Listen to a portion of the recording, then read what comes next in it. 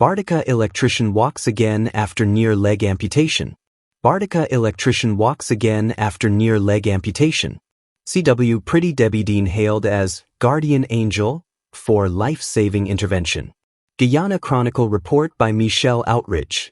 When all hope seemed lost, electrician James Thomas refused to give up.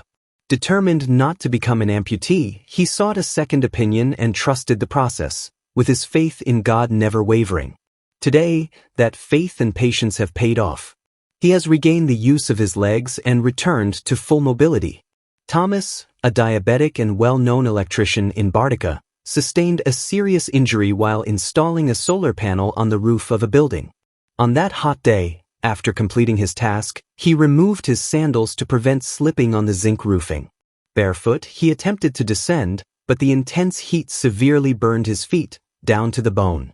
Hospitalized due to his diabetic condition, Thomas was informed that his leg had become septic and would need to be amputated.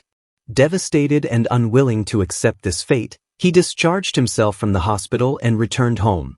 While attending a funeral at Korea on the mainland of the Essequibo River, Thomas's wife, Jacqueline, mentioned her husband's condition to acquaintances who advised her to contact the community health worker, W, at the Fort Island Health Post.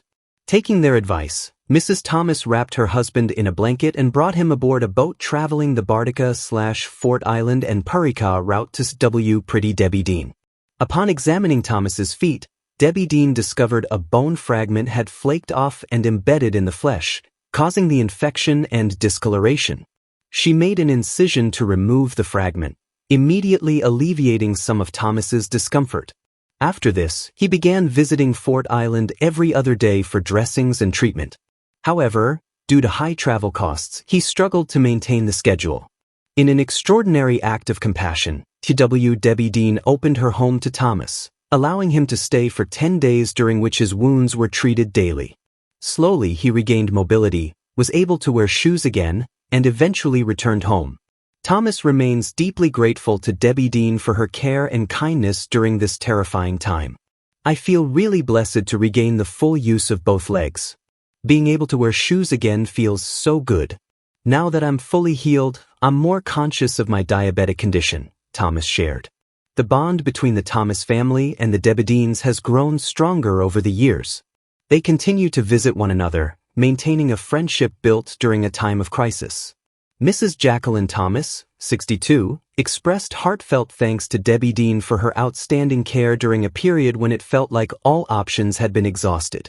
It goes to show that miracles can happen when you least expect them. God's mercy was upon us, and we're thankful for it, she said. Originally from Saxacali, Essequibo River, Mrs. Thomas moved to Bartica to attend secondary school.